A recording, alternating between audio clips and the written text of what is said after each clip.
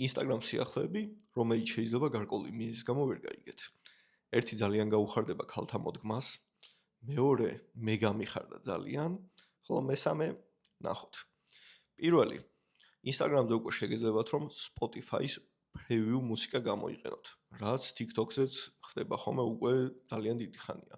ანუ მუსიკის ბიბლიოთეკა უფრო და უფრო გაიზრდება და მრავალფეროვანი იქნება.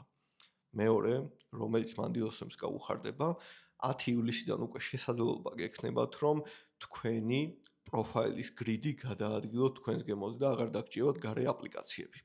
და მესამე, რომელმაც მე ძალიან გამახარდა, დამატებით ახალი პროფესიებიც გაჩნდება, Instagram-ის Pro accounts, creators და professionals, ანუ ბიზნეს საშუალება იქნებათ, რომ გამოჩნდეს Google-ზე.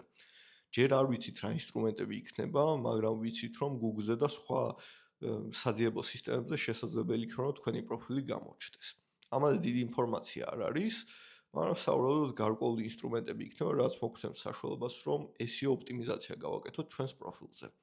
Facebook-ზე ჯერჯერობით მხოლოდ ის ვიცით, რომ უბრალოდ ჩანს Google-ზე, მაგრამ Instagram-ზე ეს სრულად ახალი რამ არის. და ვნახოთ რა იქნება.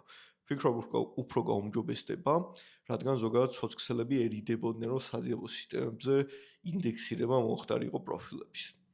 ახლა უფრო საინტერესო გახდება ეს ყველაფერი და თქვენ პროფილზე უფრო მეტი უწყვეტი მწვანე ტრაფიკი იქნება. წარმატებებს გისურვებთ.